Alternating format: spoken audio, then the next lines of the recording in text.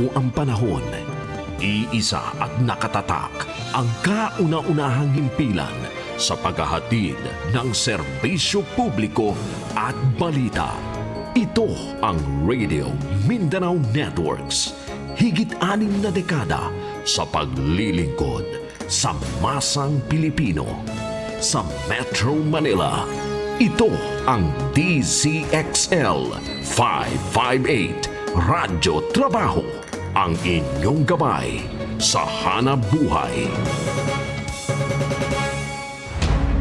Buong puwersa ng mga radyoman. Kasama mo sa palasyo ng Malacanang. Buong bansa. Live tayo, Luzon, Visayas, Mindanao.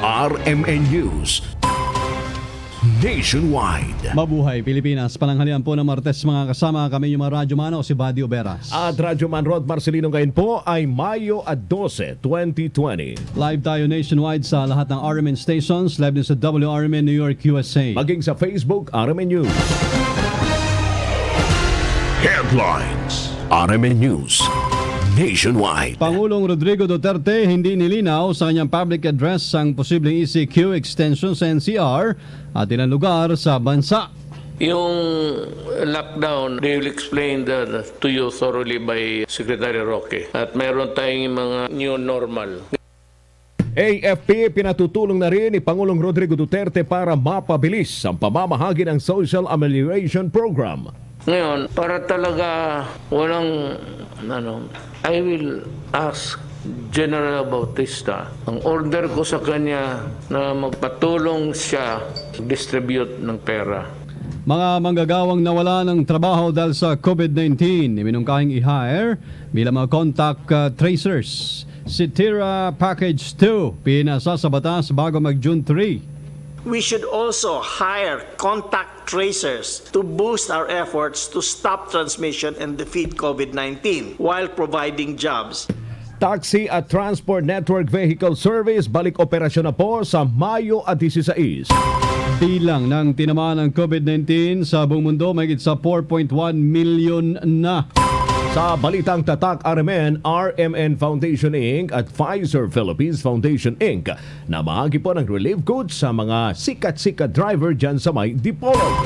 Sa sports, dating Gilas Pilipinas head coach Yeng Giao, pabor na mag-naturalize ng maraming manlalaro para isama sa mga international tournaments. Balitang showbiz naman, 42nd birthday celebration ni Judy Ann Santos idinaan sa pagtulong sa mga health workers. At sa ibayong dagat, Chinese hackers sinusubukang nakawin ang COVID-19 vaccine research na iba't ibang bansa ayon sa US cybersecurity experts. Weather update. RMN News. Nationwide. Mga Radyoman Road, napanatili ng bagyong Siambo ang lakas niya habang patuloy po na tinatahak ang karagatan sa bahagi ng Mindanao. Radyoman Body sa ngayon ay taglay pa rin ito ang lakas ng hangin na aabot po sa 55 kilometro kada oras at pabuksong aabot naman sa 70 kilometro kada oras malapit sa gitna. Tuling na tamaan o namataan po ang sentro ng bagyo sa layong 385 kilometers silangan ng Surigao City. Wala pa namang itinataas na tropical storm signal warning sa anumang bahagi ng bansa pero makakaapekto ito sa malaking bahagi po ng Mindanao at magdudulot ng minsan ang malakas na pag-ulan dahil sa trough ng bagyo. Samantala, magprito na ng tilapia na pananghalian habang magiging mainit po at malinsangan pa rin ang panahon at maglalaro ang temperatura natin sa 27 degrees hanggang 36 degrees Celsius sa bahagi ng Metro Manila. Bayanihan laban sa COVID-19. RMN News. Nationwide. Special coverage.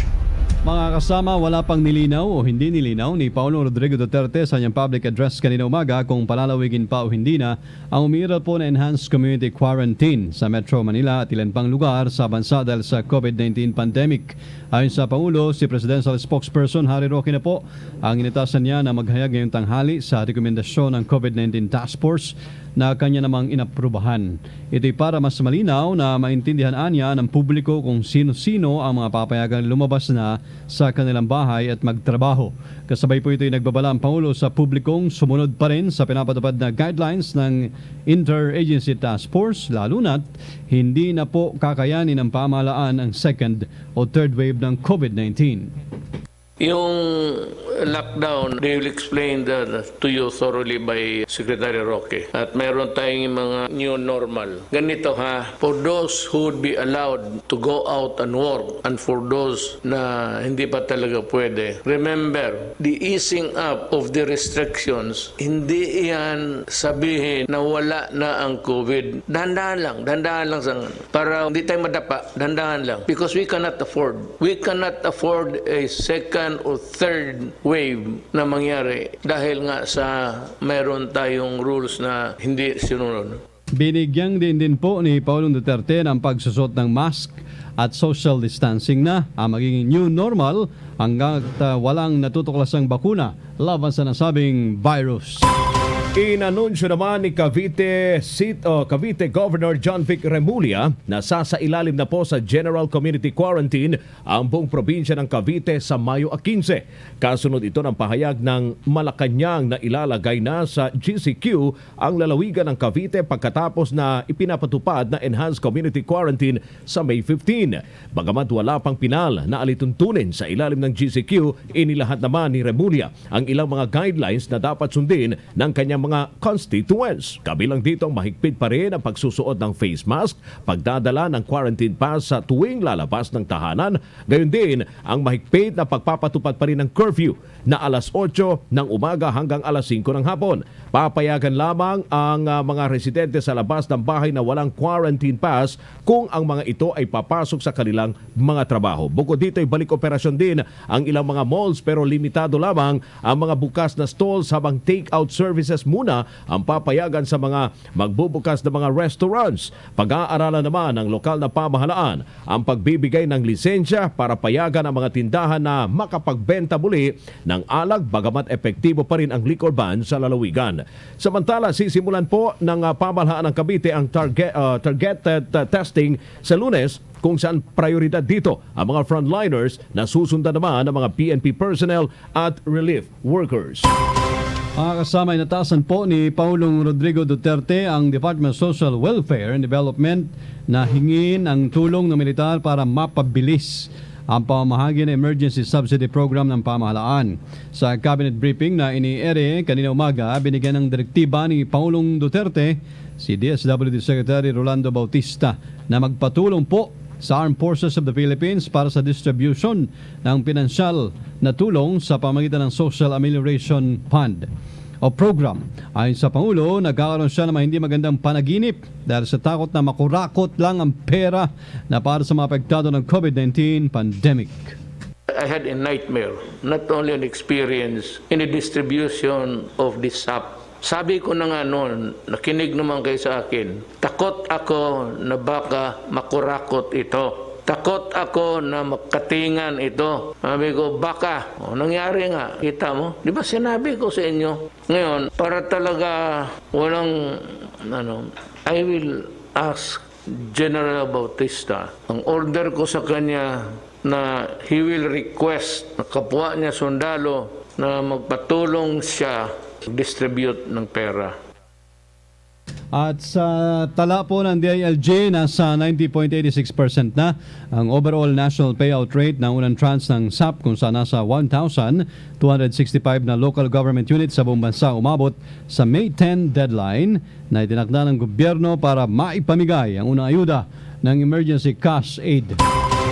Minunungkahi po ng Department of Finance sa Interagency Task Force na i-hire bilang mga contact tracers ang milyon-milyong manggagawang nawala ng trabaho dahil sa COVID-19 crisis. Sa kanyang presentasyon sa pulong ng IATF, sinabi ni DOF Secretary Carlos Dominguez na bukod sa mapapalakas nito ang health capacity ng bansa, makapagbibigay din ito ng pansamantalang trabaho sa mga naapektuhan ng lockdown. Matatandaang sa ilalim po ng Enhanced Community Quarantine, tigil ang operasyon ng public mass transportation at bawal din muna ang mga mass gathering na nagresulta ng tigil trabaho sa maraming industriya.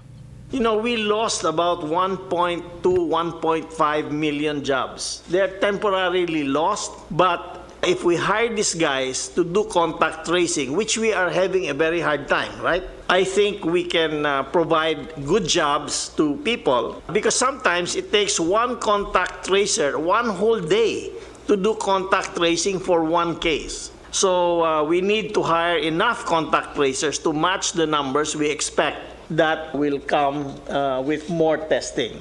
Ipinanukala rin ang kalihim ang pagpapatuloy ng food production para matugunan ang demand ng mga consumer, gayon din ang implementasyon ng Build program ng gobyerno. Nanawagan din siya sa Kongreso na ipasa ang Corporate Income Tax and Incentives Rationalization Act Package 2 bago sila mag-adjourn ng sesyon sa June 3. Sa ilalim nito, ibababa sa 20% mula sa kasulukuyang 30% ang corporate income tax sa loob ng 10 taon, kung saan prioridad na mabigyan po ng incentives ang mga negosyong lumilikha ng domestic employment. Una nang sinertipikahang urgent ni Pangulong Rodrigo Duterte ang panukala noong Marso. To attract investors who want to relocate from other countries and in search of resilient, high-growth potential economies like the Philippines, this will involve the urgent passage of SITIRA or Package 2 of the Comprehensive Tax Reform Program, which we now propose to include flexible tax and non-tax incentives so we can target specific companies that we want to invest here. The bill has been with the Senate for a few months. We would like to ask for your support so that Congress can pass this before June 3. Samantala, isinasapinal na po ng economic team ng Administrasyong Duterte ang economic recovery program nito na layong tulungan ang mga industriya makabangon mula sa naging epekto ng COVID-19 pandemic. Papayagan na pong bumalik sa operasyon ng mga taxi sa Transport Network Vehicle Services o TNVS tulad ng Grab sa Mayo 16 kakibat ng mahigpit na pagsunod sa new normal rules ng LTFRB. Ngayon, iiral pa rin sa ilang mga lugar ang Enhanced Commuter Quarantine o sinabi po ni Chairman Martin Delgra kasama ng LTFRB sa mga miyembro ng Senate Committee on Public Services. Mahigpit na ipapatupad naman ang no mask, no ride policy. Paliwanag po ni Delgra, paunang isinasalang-alang dito ang kalusugan ng publiko na sasakay din sa mga taxi sa TNVS. Sinabi naman ni Transportation USEC Mark Richmond de Leon na papayagan ng mga taxi at TNVS na magsakay na hanggang 3 pasahero, kung saan isa sa harap, katabi po ng driver, at 2 sa likod ng sasakyan. Pero mahigpit na bilin sa mga taxi at TNVS ang paglalagay po ng barrier tulad ng acetate o plexiglass sa pagitan ng driver at mga pasahero para payagan muli sa kanilang operasyon. Bagamat hindi naman mandatory, hinikayat ng LTFRB ang paggamit naman ito ng cashless transactions para maiwasan na mahawahan ng coronavirus disease o COVID-19. Yung mga parating na OFWs tanging papayagan sa biyahe po ng eroplano sa NAIA. Kasama mo sa balita, live via Zoom, Grace Mariano. Mula nga kahapon hanggang July 11 ay bukas ang Ninoy Aquino International Airport o NAIA sa mga parating na biyahe ng eroplano, sakay ay mga overseas Filipino workers o OFWs at mga papauwing Pilipino. Ito ang inihayag ni Manila International Airport Authority General Manager Eddie Monreal sa pagdinig ng Committee on Public Services na pinamumunuan ni Senator Grace Poe. Paliwanag ni Monreal, limitado lamang sa 400 pasahero kada eroplano ang pinapayagan at lahat sila ay sasailalim sa COVID swab test at 14 na araw na quarantine. Diin ni Monreal, batay ito sa direktiba ng Interagency Task Force on Emerging Infectious Diseases para pigilan ang pagkalat ng COVID-19. Dagdag pa ni Monreal, regular ding nagsasagawa ng sanitation at disinfection procedure sa mga terminals ng NAIA na main airport ng bansa. Narito ang pahayag ni Senator Poe. Si Gia Monreal, na-clarify niya na only 400 passengers for arrivals and only Filipino citizens, their families, immediate families, at yung mga merong residents dito. Hindi kasama yung mga work visas. So medyo nahupa yung pag-aalala ng iba. Ngayon sinabi nila pag pumapasok, bibigyan naman pala nila lahat ng spot test. Yun. Yan po si Senator Grace Poe. Kasama mo sa DZXL Manila, Radyoman Grace Mariano, Tatak, RMN. Mga mag-enroll naman ngayong June, kailangan sumagot sa survey form ayon sa DepEd. Kasama natin sa balita, Radyoman Noel Talakay. Noel. Hinikayat ng pamunuan ng Department of Education at DepEd ang publiko na sagutan ng survey na kasabay ng pagpapa-enroll sa susunod na buwan. Ayon kay DepEd Secretary Leonor Briones, na nasabing form ay upang malaman kung anong uri o pamamaraan ng pagtuturo ang akma sa isang bata. Ito ay upang mabigyan ng tama at sapat na tulong ang isang bata habang nag-aaral ito sa susunod na school academic year habang umiiral ang banta ng coronavirus disease 2019 o COVID-19 sa bansa. Pero giniit niya na hindi kailangan pumunta sa mga paaralan ng isang magulang at bata upang pa-enroll. Ito ay niya pwede gawin online o kahit anong pamaraan basta masunod lang ang social distancing. Aprobado ang petsa ng enrollment para sa school year 2020 to 2021 ay magsisimula sa June 1 hanggang 30, 2020. Batay sa Learning Continuity Plan ng DepEd, mayroon itong 4 na uri ng learning delivery option tulad ng face-to-face, blended learning, distance learning, homeschooling at iba pang paraan ng pagtuturo depende sa sitwasyon ng kaso ng COVID-19 sa isang lugar. Kasama mo sa DCXL Manila, Radyoman Noel Talakay, Tatak, RMN. Samantala mga kasama, sumampa na po sa 4,175,284 na individual ang mayroong kumpirmadong kaso ng coronavirus sa buong mundo. Sa nasabing bilang umabot na sa 285,971 ang global death toll, kung saan nangunguna pa rin dito ang Estados Unidos na nasa 80,397 ang nasawi mula sa 1,347,388 nilang bilang na nagpositibo sa kaso.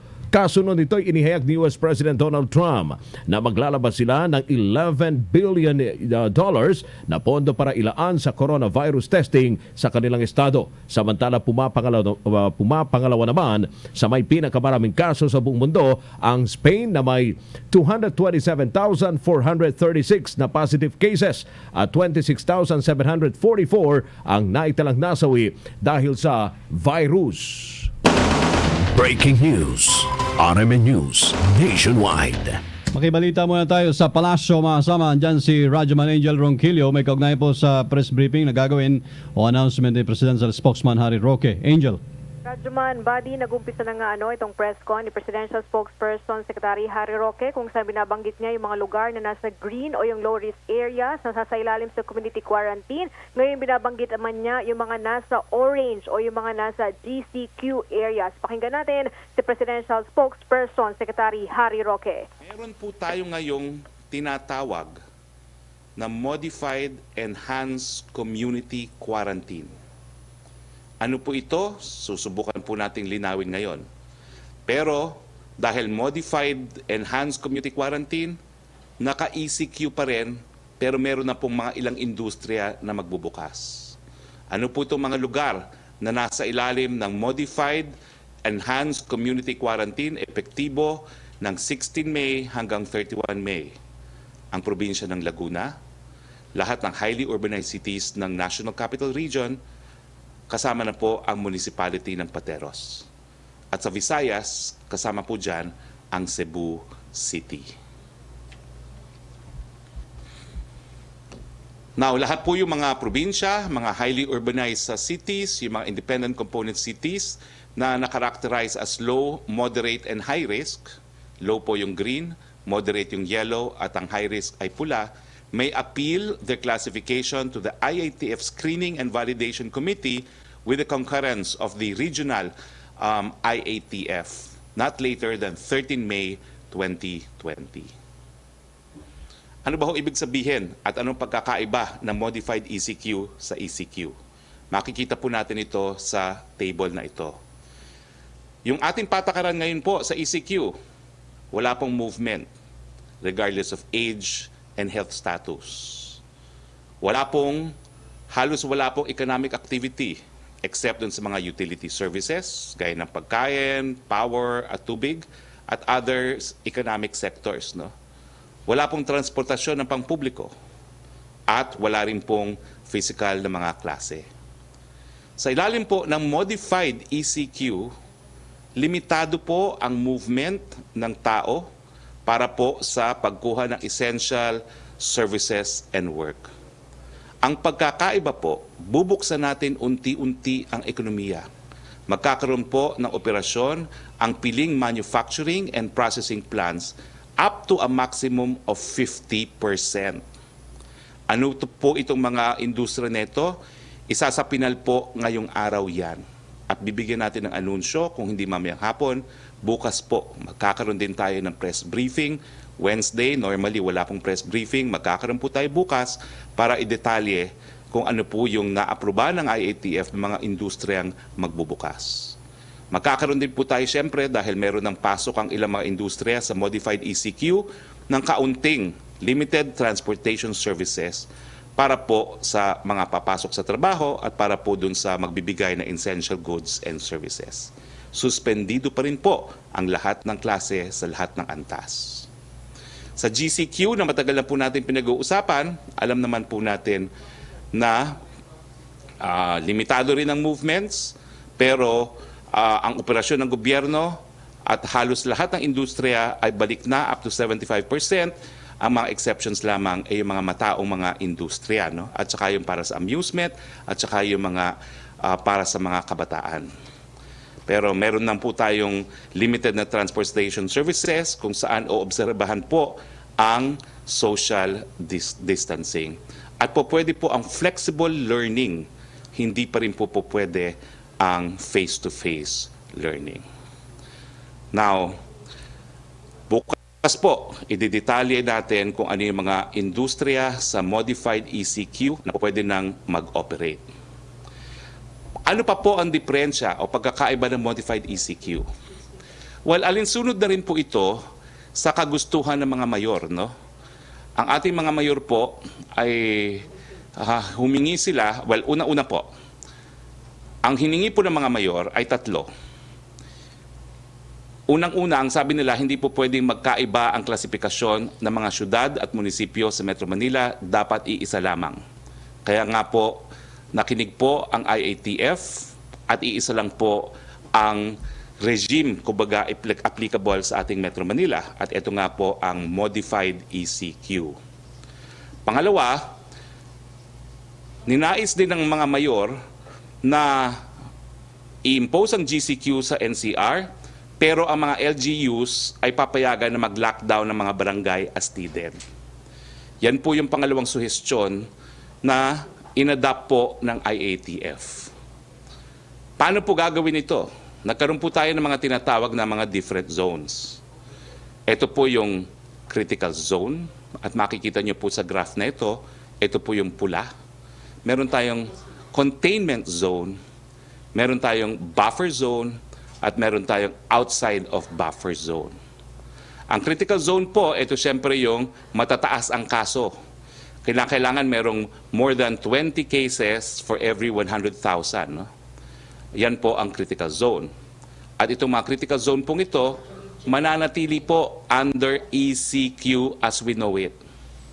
Hindi magbabago po ang ECQ as we know it doon sa mga critical zone. At yan din po ang mangyayari sa containment zone. Ito po yung mga areas na nakapaligid sa critical zone dahil hindi naman natin maiwasan talaga na tratuhing isang geographical region, yung critical zone at containment zone.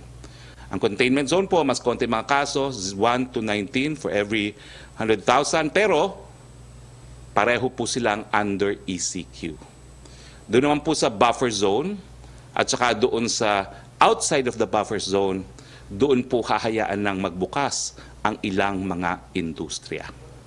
So ano po ang ibig sabihin ng modified? Ang modified po na ECQ is ECQ. Kaya lang merong ilang industriya na bubuksan hanggang 50% at merong pa ring ilang mga zona, mga barangay o grupo ng mga barangay na mananatili sa ilalim ng ECQ. Hinay-hinay, dahan-dahan, unti-unti po ang ating pagbukas.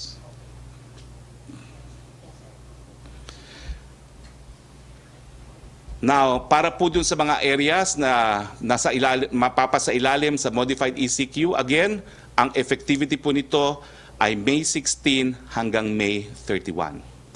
Ang rekomendasyon po ng National Task Force Against COVID-19 ay ina-adapt po natin in relation dun sa mga proposed zoning concept and corresponding qualification and its phase response or intervention. Ibig sabihin, hindi lang po yan isang barangay, kung hindi yung mga barangay na nakapaligid din. No? At alinsunod po rito, yung mga lokal na pamahalaan na po ang siyang magdideklara at magka-classify kung ano yung mga barangay na matataas pa po ang kaso ng COVID para po masubject pa to ECQ. Kinakailangan po yung classification at pagtatalaga at pag-identify ng LGU ay gawin pursuant to a confirmation to be made by the Regional Interagency Task Force. Sa ibang balita po, naapruban na rin po yung rekomendasyon ng IATF na bigyan ng 5 milyon pang pamilya mula po sa first tranche ng Social Amelioration Program ang ating mga kababayan. Ulitin ko po, naaprubahan na po. Hindi lang 18 milyon ang mabibigyan po ng SAP sa first tranche, nadagdagan na po ng 5 milyon. Pero dahil limitado po ang pondong binigay ng Kongreso, yung mabibigyan po sa second tranche ay yung lamang mga nananatili sa ECQ na dineklara nung pangalawang buwan ng ating Pangulo. Malinaw po yan. Doon sa unang buwan, lahat ng nasa ECQ may ayuda. Sa pangalawang buwan, yung mga lugar na nakatira lamang sa ECQ o may ayuda, wala na pong ayuda yung mga nasa GCQ area. Inanunsyo rin po kahapon ni Presidente na yung mga estudyanteng nais umuwi sa kanilang mga probinsya, tutulungan po niyang umuwi. Pero siyempre po, sana makabalik sa Maynila dahil nais nating matapos nila ang kanilang pag-aaral. Ito po ang Hatid Estudyante Program. At uuwi po ng Presidente natin ang mga estudyante sa pamamagitan ng riles, barko, bus, at eroplano. Magbibigay po ang Presidente ng konting ayuda sa kanila para makauwi. Sapat po ito para sa pamasahe, sa kanilang pagkain habang bumabiyahe at kaunting pabaon. Now, Breaking news. RMN News Nationwide. Balikan po natin si Angel Ronquillo. Angel. Yes, Radyoman Badi, yan nga si Presidential Spokesperson Secretary Harry Roque kung saan ilan sa mga lugar na idineklara sa community quarantine sa Region 1 ng Ilocos Norte, Ilocos Sur, La Union, Pangasinan, Dagupan City. Habang sa Region 4B, ang Marinduque, Occidental Mindoro, Oriental Mindoro, Romblon, Palawan, Puerto Princesa City. Habang sa Region 5 mga kasama yung Albay, Camarines Norte, Camarines Sur, Catanduanes, Masbate, Sorsogon, Legazpi City at Naga City. Ito yung mga nasa green. Ibig sabihin lamang nito ay mababa yung kanilang kaso ng COVID-19 kaya inilalagay na sila sa community quarantine. Habang yung mga nasa yellow naman, ito yung mga nasa GCQ. Ang sa Luzon, sa Car, ang Abra, Apayao, Benguet, Ifugao, Kalinga, Mountain Province at Baguio City. Habang sa Region 2 kasama Batanes, Cagayan, Isabela, Nueva Vizcaya, Quirino, Santiago City. At sa Region 3 ang Aurora, Bataan, Bulacan, Nueva Ecija, Pampanga, Tarlac, Zambales, Angeles City at Olongapo City. Habang sa Region 4A ang Cavite, Quezon, Rizal, Batangas at Lucena City. Habang Radyoman Badi yung kulay pula, ito, yung Modified Enhanced Community Quarantine. Ibig sabihin, ay nasa ECQ pa rin tayo mga kasama, kabilang dyan ang Laguna, ang NCR, kabilang na munisipalidad ng Pateros at ang Cebu City. Ay mananatili yan sa Modified Enhanced Community Quarantine May 16 hanggang May 31 at ito ay pag-aaralan pa rin ng IATF. Bukas pag-uusapan na Radyoman Badi kung ano-ano yung mga industriya na pwedeng buksan dito nga sa Modified Enhanced Community Quarantine. Dahil ito na rin yung question ng ilang mga alkalde na kanila namang binigyang atensyon o sinunod dito nga sa IATF. Dahil ayon sa mga alkalde, nais-impose ng mga alkalde ang isang patakaran lamang sa National Capital Region dahil naniniwala sila na iisang rehiyon lamang ang NCR kaya dapat isang kumpas o isang patakaran lamang ang ipapatupad sa NCR. Mamaya Radyoman Badi, magbabalik ako sa iba pang karagdagang impormasyon. Kasama mo sa palasyo ng Malacanang, Radyoman 4, Angel Ronquillo, Tatak Ariman, DZXL 558. Thank you, Angel. Balitang Tatak WRMN. Sa Dipolog naman mga kasama mga sika-sika driver abay natuwa sa natanggap nilang relief goods mula sa RMN Foundation Inc. at Pfizer Philippines Foundation Inc. Kasama mo sa balita, Radyoman Martin Libres ng RMN Dipolog. Ikinatuwa ng mga sikat-sikat drivers ng siyudad ng Dipolog ang kanilang natanggap na relief goods mula sa RMN Foundation Inc. at Pfizer Philippines Foundation Inc. Ito'y bilang tulong sa mga labis na naapektuhan ng COVID-19 pandemic. 5 kilong bigas ang natanggap ng mga sikat-sikat driver at yaong mga naninirahan sa mga maliliit na kubo sa kilid ng lansangan na sobrang nangangailangan ng tulong. Sobra naman ang kanilang pasasalamat dahil sa natanggap na tulong na malaking bagay na anila para sa kanila. Kamakailan lang din namimigay ng libreng snacks ang RMN Dipolog sa mga nagsisilbing frontliners sa syudad. Kasama mo sa DXDR Dipolog, Radyoman Mardi Libres, Tatak RMN. Business News.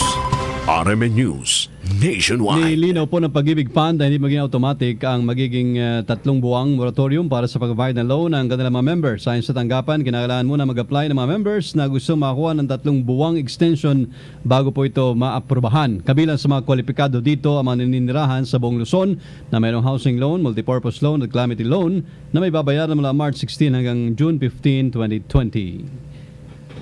Palitan ng dolyar kontra piso ay 50.46. Balitang Sports. RMN News Nationwide. Pabor si dating Gilas Pilipinas head coach Cheng Giao na magkaroon po ng maraming naturalized players na maglalaro para sa Pilipinas. Ayon kay Giao, yan din ang ginagawa ng ibang bansa kung saan marami silang pwedeng isilalim sa naturalization program. Balitang Showbiz. RMN News Nationwide. 42nd birthday celebration ni Judy Ann Santos idinaan po sa pagtulong sa mga health workers. Detalye kasama si Vlog Rems. Ipinagdiwang ng aktres na si Judy Ann Santos at Agoncillo ang 42nd birthday sa pamamagitan ng pamimigay ng mga donasyon sa mga frontliners. Kabilang dito ang paghahatid ng mga personal protective equipments at pagpe-prepare ng pagkain para sa mga health workers. Say ni Juday, blessing na rin daw ang pagkakataong ito dahil ngayon lamang sila ulit nagkasama ng kanyang family ng ganito katagal. Samantala bukod dito ay mas na-enjoy daw nila ng kanyang pamilya ang oras na kasama ang isa't isa at nagkaroon pa ng bonding moments kabilang ang pagkain, pag-workout at pagdarasal ng magkakasama. Para laging updated sa showbiz happenings, bisitahin at ilike ang aming Facebook page, RMN DZXL558 Manila at mag-subscribe sa aming YouTube accounts, DZXL Events at DZXL Radio Trabaho. At yan ang ating trending chika ngayong Tuesday noon. Ako si Vlogger Ems, Tatak RMN. World News. RMN News Nationwide. Naniniwala po ang US Bureau of Investigation at mga cybersecurity experts na sinusubukan ng mga Chinese hackers na nakawin ng mga research para makapag-develop ng bakuna laban sa COVID-19. Bunsod dito, pinaplano na ng FBI at US Department of Homeland Security na maglabas ng babala kaugnay sa ginagawang hacking ng China ngayong nag-uunahan ang iba't ibang bansa sa paglikha ng bakuna laban sa virus. Kabilang din sa mga tinatarget po ng mga hackers ay mga impormasyon at intellectual property sa paggamot at pagtest sa mga COVID-19 patient. Stay home, mga sama, at tumutok din sa RMN stations nationwide. Sa ilang saglit lang po, susunod pa rin ang briefing ni Presidential Spokesman Harry Roque may kaugnayan sa mga latest developments. At kami po ay yung mga radyoman. Ako si Buddy Oberas. At Radyoman Rod Marcelino. Mabuhay Pilipinas! Hatid sa inyo ng buong puwersa ng mga radyoman. Buong bansa. RMN News Nationwide. Mabilis na paalala po sa masuki natin na nagpapahalaga ng ganun-ganun palagi sa kalusugan. Santon Plus Herbal Capsule para po sa inyo para sa may mga arthritis, sinusitis, prostate enlargement at iba pang inflammatory diseases. So, sabayan nyo rin ang pag-inom ng Mighty C, alkaline na vitamin C mga kasama. Maganda po sa katawan, magandang kombinasyon yan Para original, genuine na produkto ng Doc Samaritan, bumili lang sa mga legit na mga drugstore at mag-text na lang po din, mag-advance order po kayo sa 0927 519-2267. Dito sa amin yan. Hanapin si Kiko Tevez. Kape ngayong pananghalian habang makikinig kayo sa briefing, ng spokesman natin sa Malacanang ay Nature Soya Coffee ang pwede nyong laklakin, masama Huwag alak. Nature Soya Coffee. Para po sa mga gusto magpatatag pa ng immune system. Ang Nature Soya Coffee ay may mangosteen at agaricus mushroom plus yung soya na sangkap talaga niya. Kaya ang saya-saya, ha? Para mapasabi ka pa rin ng mga katagang Soya! Alam nyo ba na mas importante ang kalusugan talaga? Anywhere, anytime. Para iwas sakit, dapat epektibong food supplement. Ito na ang Santon Plus Gold. Gold. Nalit. Nag-buffering. Buffering. Santon Plus Gold. Gold! Mas pinahusay, mas pinagaling, mas pinabisa. Meron pong extracted na mangosteen, malunggay, ampalaya, garlic at spirulina. At epektibo matutulong sa may diabetes, maraming dugo, hypertension, pamaga, bukol at iba pa. Santon Plus Gold! Gold! Ang text ng is 0927-519-2267 para sa advance booking, delivery, o kaya po yung reservation mga kasama, ha? Oras! Ang oras, alas 12:35.